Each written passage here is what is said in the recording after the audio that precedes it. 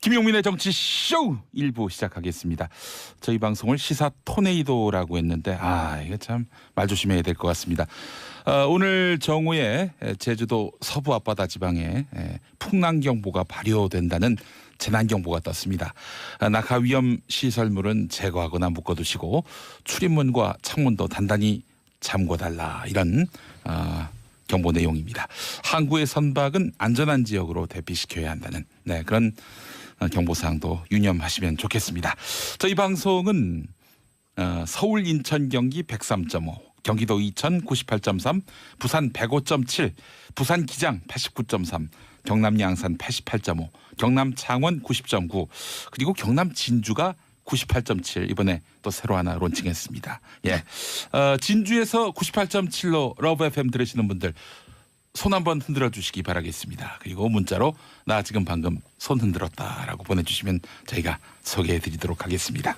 자, 첫 순서 돈돈 브리핑인데 돈돈 돼지돈자로 연상하는 분들이 많은데 그 돈돈의 정상돈 기자, 정상근 기자는 월수금으로 나오기로 했고요. 자, 오늘 이승원 평론가 어서 오십시오. 네, 안녕하세요. 이승원입니다. 너무 자주 나오셔가지고 그러니까요. 너무 자주 보는 거 아닙니까? 특혜 채용 의혹이 지금 제기되고 있어요.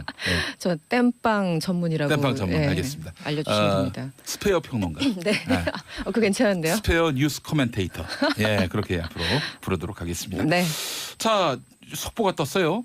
오늘 오전에 강원랜드 수사단이요. 권성동 그리고 염동열 국회의원 사무실을 압수수색했습니다. 수사단 관계자는 이런 얘기를 했네요. 오전부터 강원랜드 교육생 채용비리 관련 업무방해 등의 혐의로 권성동 그리고 염동열 국회의원의 의원회관 내 사무실 등에 대해서 압수수색을 하고 있다고 밝혔습니다. 일단 이 두 분의 이름 많이 들으셨죠. 강원랜드 관련해서 거의 연관 검색어로 뜨고 계신 그 두 분들인데, 두 분은 또 강원랜드와 연관됐다는 의혹에 대해서 강하게 부인해왔던 인물들이기도 합니다. 강력하게 부인하고 있고 실제 지금도 그렇죠. 그런데 이들이 강원랜드 측에 채용 청탁을 하고 또 춘천지검의 수사에 지속적으로 외압을 행사했다, 이런 혐의를 받고 있습니다. 수사단이 사실은 굉장히는 아니고 하여튼 상당 기간 지금 수사를 벌이고 있는데, 사실 그 안미연 의정부지검 검사가 여기에 대해서 폭로를 한 거 아니겠습니까? 그렇죠. 그런데 좀 시간이 꽤 지났는데도 아직까지는 가시적인 성과가 없어서 수사단이 제대로 하고 있는 것인가 좀 의문을 품고 계신 분들도 계신 것 같아요. 어쨌든 오늘 압수수색, 그리고 지난달 20일과 20일 이틀에 걸쳐서도 권의원 보좌관과 지역사무실 등을 압수수색했기 때문에 조만간 어떤 결과가 나오지 않을까 기대해 보고 있습니다. 그래요. 국회를 털었군요. 국회를 털었습니다. 검찰이 매우 그 자체로도 놀라운 뉴스인데, 강원랜드와 관련한 여러 특혜 채용 의혹, 그 실마리를 잡을 수 있을지도 한번 주목해 봐야 될 것 같습니다. 공교롭게도 권성동, 염동열 두 자유한국당 의원은 이번 6.13 지방선거 강원도지사 후보로 거론되고 있는 분들입니다. 이 두 분이 경선에서 한 분이 돼가지고 나온다면은 이번 지방선거 어떻게 될까요? 근데 요즘 하여튼 여러 가지 분위기상 이번 지방선거 너무 예측하기 어려워지는 것 같다는 생각도 잠깐 해봤고요. 온갖 변수가 또 그렇습니다. 봄을 터지다 보니까 말이죠. 자, 대북 특사로 평양을 방문해서 김정은 노동당 국무위원장을 만났던 정의용 국가안보실장, 그리고 서훈 국정원장이 오늘 미국으로 갑니다. 출발 오전 10시경에 출발한다는 얘기가 있었는데요. 지금이 10시 16분이니까 지금쯤 출발했겠군요. 미국이 대략 워싱턴이 13시간인가 14시간 걸리죠? 그 정도 걸렸던 것 같아요. 가본 지 오래돼서 기억이 안 납니다. 어디 가서 미국에서 체류하셨죠? 저는 그 시애틀 쪽에 있었기 때문에. 시애틀은 워싱턴하고 멀지 않습니까? 굉장히 멀죠. 워싱턴 DC와 그거는 동부고 시애틀은 서부기 때문에. 서부의 아주 끝이죠. 그래서 좀 시간차가 있는데요. 한 14시간 정도로 기억을 하고 있어요. 워싱턴 DC까지는. 하여간 참 가는 시간이 길게 느껴지지는 않을 것 같아요. 이 두 분.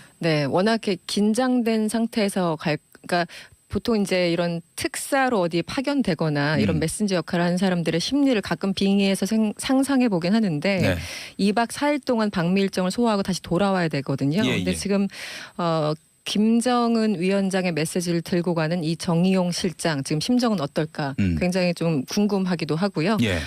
어쨌든 이번에서 미국 측 안보 그리고 정보 관련 수장들을 일단 만날 테고요. 그래서 구체적으로 미국 중앙정보국 CIA라고 하죠. CIA의 네. 마이크 폼페오 국장 그리고 백악관의 맥메스터 국가안보보좌관 등을 만날 가능성은 당연히 있고요. 그리고 트럼프 대통령을 직접 만나기 위해서 지금 일정을 조정 중인 것으로 알려지고 있습니다. 예, 네. 그래요. 정말 막중한 책임감이 있습니다. 그래서 이 가시적인 성과가 있었으면 좋겠습니다. 북한에 가서 얻어낸 제3차 남북 정상회담 개최 그리고 네. 비핵화 원칙 확인 이 큰 굵직한 성과물을 갖고 휴전선 남쪽으로 내려왔다면은 네. 또 미국 가서 북미 대화하겠다라는 트럼프 대통령의 의중이 성과물로 이렇게 해서 한국으로 귀환하게 된다면은 네. 이 두 분은 정말 어마어마하게 그렇죠. 그러니까 김정은 위원장 같은 경우는 이번에 그 남북 간 합의 사항 중에서 비핵화 의지를 다시 한번 밝혔고 예. 뭐 선대 유훈이란 말까지 하면서 의지를 어쨌든 보이고 있지 않습니까? 말로는. 예. 그리고 뭐 여러 가지 형식상 파격적인 행보를 보이고 있기 때문에 이번에 김정은이 트럼프 대통령에게 던진 메시지에서도 다소 좀 과격한 내용, 파격적인 내용이 있지 않을까라고 조심스럽게 기대를 해보고요. 예. 그렇다면 트럼프 입장에서는 믿지는 장사는 아닐 테니까 한번 대화할 수 있는 어떤 여지가 충분히 열리지 않을까 이런 생각이 듭니다. 근데 네. 오늘 경향신문 사설 제목이 이렇습니다. 네. 미국은 북한과 진지한 대화할 준비가 됐는가 하는 것인데요. 이런 내용이에요. 트럼프 행정부가 대북 대화를 할 만한 인적, 물적 여건이 구비돼 있지 않다. 뭐 대표적으로 오랫동안 대북 접촉을 해온 조지프 윤 국무부 대북정책 특별대표마저 최근에 사임했고 네. 강경파가 득세했다는 거죠. 그래서 네. 대북 접촉 경험과 안목을 갖춘 인물들은 지금 실무에서 배제됐다든지 네. 공직에서 물러난 상태이기 때문에 이들이 지금 현재 트럼프 대통령 주변에 있는 외교 안보 정책을 총괄하는 인물들이 제대로 된 북미 대화의 어떤 가능성, 효과 이런 것들을 조언할 수 있을지 좀 궁금해지고 염려가 되기도 합니다. 맞습니다. 당장 그 주한 미국 대사관에도 지금 주인이 없지 않습니까? 네. 대리 대사가 하고 있고 예. 지금 말씀하신 것처럼 조셉 윤 같은 경우는 은퇴라는 형식을 빌었지만 결국은 이제 뭔가 뜻이 안 맞아서 사임한 거고. 대리 대사입니까? 지금 대리 대사로 이름이 스페어 엠버시? 자꾸 영어 쓰지 마세요. 제가 더 긴장하고 있습니다 지금. 네. 그래서 기본적으로 아시아, 뭐 동아시아까지 아니더라도 한반도의 그 적임자들이 제대로 지금 라인업이 안 돼 있는 상황인데다가 아시겠지만 백악관 내에서 서로 암투가 지금 아주 혈전이잖아요. 그렇죠. 그래서 뭐 이방카 그 딸 이방카 보좌관부터 해가지고 뭐 켈리 비서실장과의 어떤 권력 싸움 이런 것 때문에 내부가 정리 안 된 상태에서 얼마나 한반도 문제에 집중할 수 있을까 거기에 대해서 좀 우려하는 시각도 분명히 있습니다. 예. 네. 자, 이 내용은 2부의 아빠들의 왕수다에서 다루도록 하겠습니다. 네. 계속 애청해 주시면 소상한 정보 만나실 수 있습니다. 자, 이번 남북 간 합의를 두고 주변국들 그 반응이 그야말로 천양지차입니다. 그렇습니다. 중국은 굉장히 긍정적인 반면에 네. 일본은 떨떠름한 표정을 짓고 있어요. 네, 그러니까 보통 이제 일반적으로 과거 2000년대 초반에 그 육자회담이 한참 진행될 때 상황을 보더라도 예. 보통 그 북한 편을 드는 나라는 중국과 러시아잖아요. 그래서 기본적으로 환영한다. 일단 대화는 무조건 환영한다라는 게 기본적으로 이 두 국가의 스탠스였습니다. 예, 예. 반대로 일본은 항상 딴죽걸기잖아요. 그래서 지난 그 육자회담 때도 우리는 이 한반도 프로세스 얘기하고 있는데 일본 혼자 납북자 문제 처리하라 이렇게 딴 얘기하면서 굉장히 전체 흐름을 방해했던 주요국 중에 하나입니다. 네, 그건 뭐 한마디로 북한에게 매기는 그런 멘트 아닙니까? 네, 그렇죠. 예, 그래서 대화 자체를 사실상 이제 진전시키지 못하게 하는 계속 막는 일종의 어떤 공세나 다름없는 그런 의제인데 그렇죠. 하여간 일본이 계속 그런 식으로 해서 대화에 네. 성의를 안 보였다 이런 얘기죠. 네, 이번에도 마찬가지고요. 예. 미국은 어쨌든 정권의 뭐 공화당 정부냐 민주당 정부냐 여기에 따라 좀 다르긴 하지만 어쨌든 우리 그 한국 정부와 함께 약간 직접 관계자 아니겠습니까? 북미 간의 대화라는 게 중요하니까. 그래서 항상 경계심 속에서도 어떤 대화에 대해서 예의주시하는 그런 게 일반적인 패턴이었다고 거칠게 표현을 할 수 있는데 이번에 좀 다른 게 일본은 여전합니다. 대북 압력 계속해야 된다고 하고 뭐 일본 뭐 아사히 신문이나 산케이 신문 같은 걸 보더라도 이건 북한 측의 속임수다, 시간 벌기다 이렇게 굉장히 부정적인 얘기가 나오고 있어요. 그리고 아사히 신문까지. 아사히 신문까지. 산케이는 뭐 산케이는 워낙 보수적이니까 그렇다 치더라도 아사히는 그래도 좀 전향적인 논조가 많이 보였던 신문인데. 그렇죠. 가끔 뭐 그러니까 산케이랑 비교할 수는 없지만 그래도 아사히 신문에서도 이렇게까지 나오니까 얼마나 그 일본 정부 내 부정적인 기류가 있는지를 파악할 수 있는 건데 네. 이번에 잘 봐야 되는 게 중국이라고 합니다. 중국. 네, 저도 이제 어제 다시 한번 곰곰이 어젯밤에 생각을 해봤는데 우리 정부가 남북 간에 합의한 내용을 공개한 게 6일이었지 않습니까? 예. 근데 6일 밤 거의 자정이 다 돼서 예. 중국 외교부가 대변인 명의로 담화문을 발표합니다. 예. 근데 담화문 발표할 수 있는데 자정이 다 된 시간에 하는 것 자체가 굉장히 이례적이잖아요. 숙직자 아닐까요? 아, 그랬을까요? 아, 네. 취재가 안 됐습니다. 네.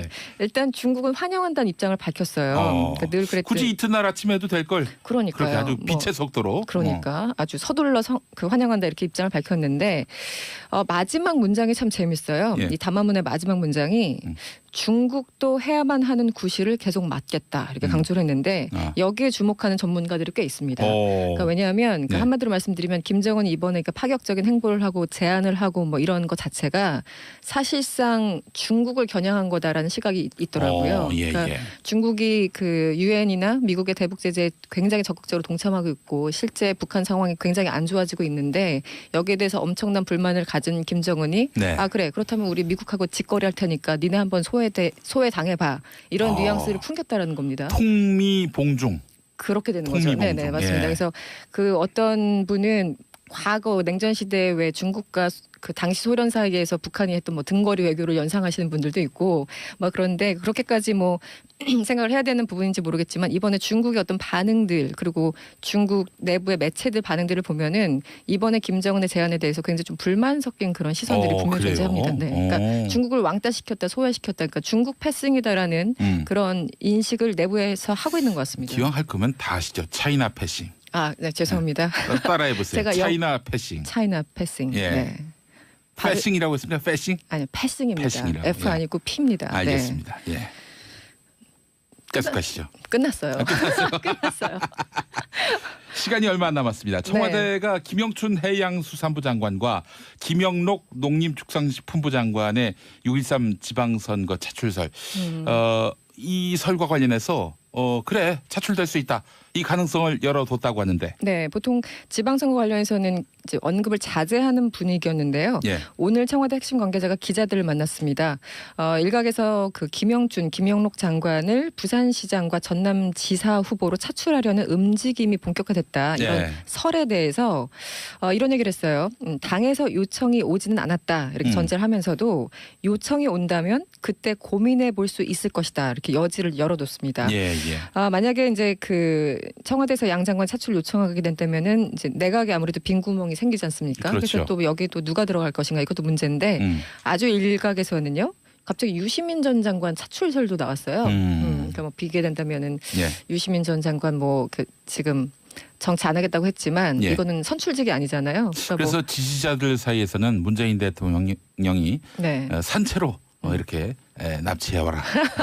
장난식의 뭐 그런 농담 섞인 그런 조크도 돌고 있는데 설에 그칠지 작가로 남을지 저도 개인적으로 굉장히 궁금해집니다. 부산시장에 나가려고 하는 김영춘 장관 그리고 전남지사 나가려고 하는 김영록 장관 이들이 차출될지 주목되고요. 또 아울러서 김부겸 장관 얘기는 또 본인이 대구시장 나갈 생각이 없다고 분명히 못을 박았기 때문에 글쎄요. 그 입장을 바꿀지는 두고 봐야 되겠습니다만은 자 이참에 그래서 일부 장관들까지 해서 교체하는 방향으로 그래서 일부 계약할 움직임까지 지금 청와대가 보이고 있다는 그런 소식도 전해주셨습니다. 자 이수근 평론가 수고하셨습니다. 네, 고맙습니다. 자, 손 한번 흔들어 주시기 바라겠습니다. 그리고 문자로 나 지금 방금 손 흔들었다라고 보내주시면 저희가 소개해드리도록 하겠습니다. 자, 첫 순서 돈돈 브리핑인데 돈돈 돼지돈자로 연상하는 분들이 많은데 그 돈돈의 정상근 기자는 월수금으로 나오기로 했고요. 자 오늘 이승원 평론가 어서 오십시오. 네, 안녕하세요. 이승원입니다. 너무 자주 나오셔가지고. 그러니까요. 너무 자주 보는 거 아닙니까? 특혜 채용 의혹이 지금 제기되고 있어요. 네. 저 땜빵 전문이라고. 땜빵 전문 알겠습니다. 알려주시면 됩니다. 스페어 평론가. 네. 그거 괜찮은데요? 스페어 뉴스 코멘테이터. 예, 그렇게 앞으로 부르도록 하겠습니다. 네. 자, 속보가 떴어요.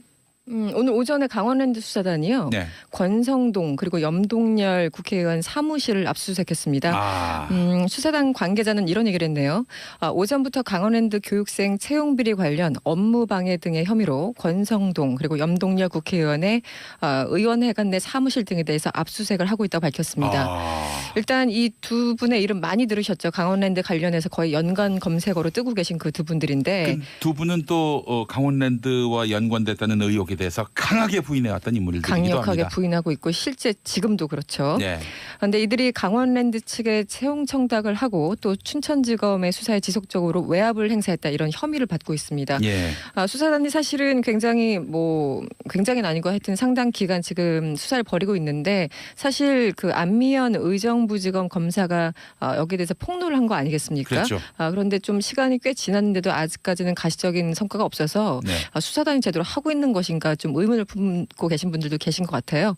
어쨌든 오늘 압수수색 그리고 지난달 20일과 20일 이틀에 걸쳐서도 권의원 보좌관과 지역 사무실 등을 압수수색했기 때문에 조만간 어떤 결과가 나오지 않을까 기대해 보고 있습니다. 그래요. 국회를 털었군요. 국회를 털었습니다. 검찰이 매우 그 자체로도 놀라운 뉴스인데 강원랜드와 관련한 여러 특혜 채용 의혹 그 실마리를 잡을 수 있을지도 한번 주목해 봐야 될 것 같습니다. 공교롭게도 권성동, 염동열 두 자유한국당 의원은 이번 6.13 지방선거 강원도지사 후보로 거론되고 있는 분들입니다. 이 두 분이 경선에서 한 분이 돼가지고 나온다면은 이번 지방선거 어떻게 될까요? 어떻게 될까요? 근데 요즘 하여튼 여러 가지 분위기상 이번 지방선거 너무 예측하기 어려워지는 것 같다는 생각도 잠깐 해봤고요. 온갖 변수가 또 그렇습니다. 봄을 터지다 보니까 말이죠. 자, 대북 특사로 평양을 방문해서 김정은 노동당 국무위원장을 만났던 정의용 국가안보실장 그리고 서훈 국정원장이 오늘 미국으로 갑니다. 네, 출발 오전 10시경에 출발한다는 얘기가 있었는데요. 지금이 10시 16분이니까 지금쯤 출발했겠군요. 미국이 대략 워싱턴이 13시간인가 14시간 걸리죠? 그 정도 걸렸던 것 같아요. 가본 지 오래돼서 기억이 안 납니다. 아니 어디 가서 미국에서 체류하셨죠? 네, 저는 그 시애틀 쪽에 있었기 때문에. 시애틀은 워싱턴하고 멀지 않습니까? 굉장히 멀죠. 워싱턴 DC와 그거는 동부고 시애틀은 서부기 때문에. 서부의 아주 끝이죠. 그래서 좀 시간차가 있는데요. 한 14시간 정도로 기억을 하고 있어요. 워싱턴 DC까지는. 뭐 하여간 참 가는 시간이 길게 느껴지지는 않을 것 같아요. 이 두 분. 네, 워낙 긴장된 상태에서 그러니까 보통 이제 이런 특사로 어디 파견되거나 이런 메신저 역할을 하는 사람들의 심리를 김용민의 정치쇼 1부 시작하겠습니다. 저희 방송을 시사 토네이도라고 했는데 이게 참 말 조심해야 될 것 같습니다. 오늘 정오에 제주도 서부 앞바다 지방에 풍랑경보가 발효된다는 재난경보가 떴습니다. 낙하 위험 시설물은 제거하거나 묶어두시고 출입문과 창문도 단단히 잠궈달라 이런 경보 내용입니다. 항구의 선박은 안전한 지역으로 대피시켜야 한다는 그런 경보사항도 유념하시면 좋겠습니다. 저희 방송은 서울, 인천, 경기 103.5, 경기도 이천 98.3, 부산 105.7, 부산 기장 89.3, 경남 양산 88.5, 경남 창원 90.9, 그리고 경남 진주가 98.7 이번에 또 새로 하나 론칭했습니다. 진주에서 98.7로 러브 FM 들으시는 분들